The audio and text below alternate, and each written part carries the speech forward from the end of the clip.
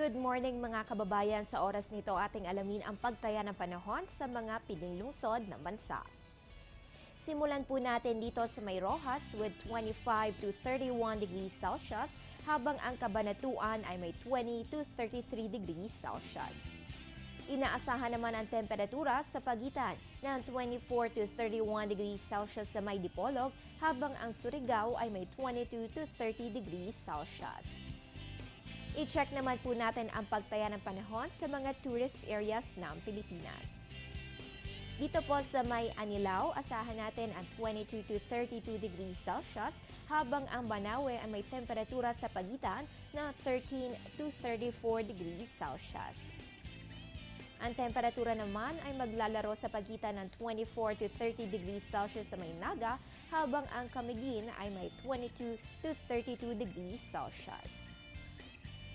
I-check naman po natin ang extreme self-temperature na nai-record ng Pag-asa.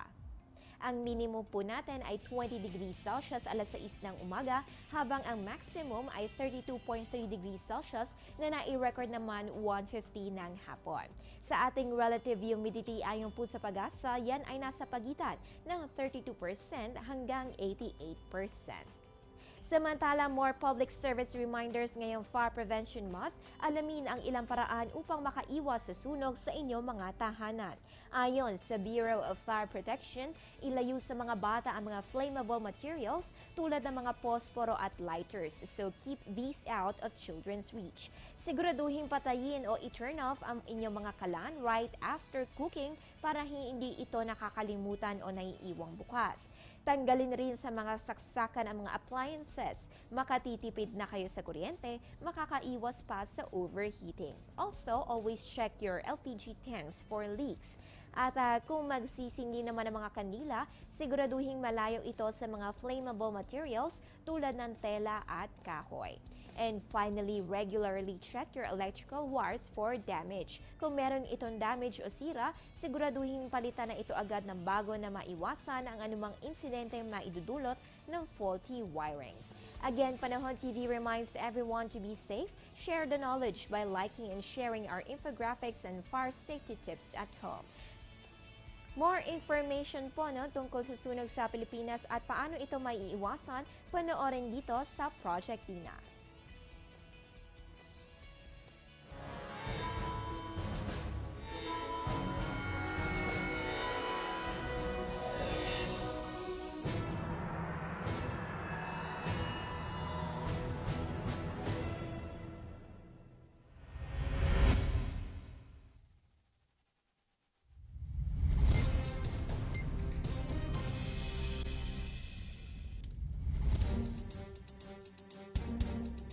Ang sunog sa tahanan, ang pinakahihilakbot na pangyayaring maaaring maranasan sa inyong buhay. Noong 2012, nakapagtala ang Bureau of Fire Protection ng 4,079 na sunog sa kabahayan. Halos kalahati ng kabuang 8,798 na naitalang sunog sa bansa. Noong parehong taon, 252 ang namatay sa sunog. 745 ang nasaktan at mahigit sa 3.7 billion pesos ang naabong ari-arian. Upang maibsan ang pagkakaroon ng aksidente dulot ng sunog, idinaraos tuwing Marso ang Fire Prevention Month. Gamitin ang panahong ito para tingnan ang mga electrical wires sa ating tahanan at opisina. Upang mabawasan ang panganib ng sunog sa inyong tahanan, mag-install ng smoke detector sa mataas na bahagi ng inyong bahay. Siguraduhin gumagana ito sa pamamagitan ng pagsuri ng baterya o power supply. Kailangan mayroong nakaantabay na pang-apula ng sunog, katulad ng fire extinguisher. Sa paggamit nito, tandaan ang letrang PASS. P. Pull the pin. A. Aim the nozzle at the base of the fire. S. Squeeze the lever. And S, sweep side to side. Magkaroon ng emergency exit plan sa inyong tahanan at ipaalam ito sa mga kasama sa bahay. Kung may kasama kayong bata o may kapansanan, planuhing mabuti ang kanilang kaligtasan sa oras ng sakuna.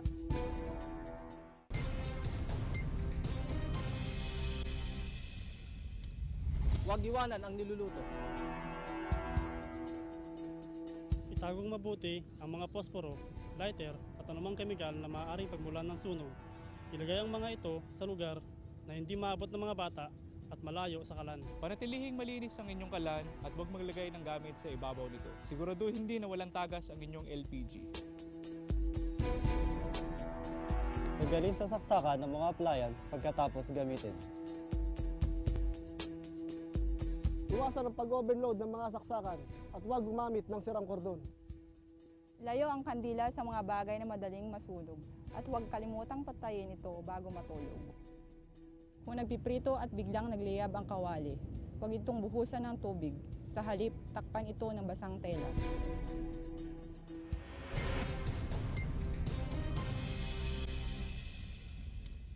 Lumabas agad ng bahay, kasama ang pamilya at maging mahinahon sa lahat ng oras.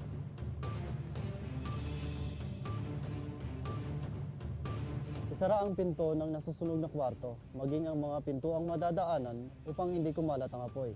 Bago buksan ang anumang pinto, pakiramdaman muna ito gamit ang likod ng inyong kamay.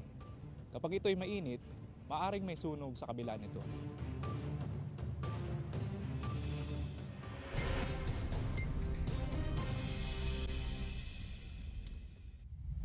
Pumwesto sa kwartong may bintana at humingi ng saklolo. Magwagayway sa labas ng bintana ng anumang telang may matingkad na kulay.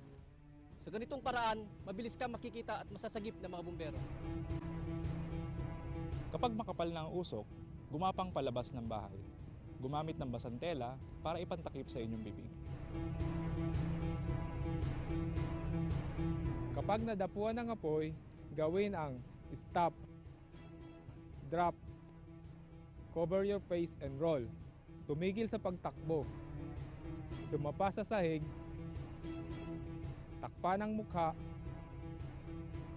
At magpagulong-gulong.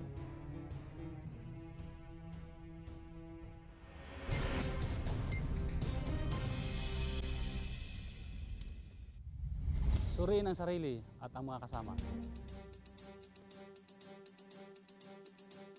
Huwag bumalik sa inyong bahay hanggat wala pang abiso ang mga bombero.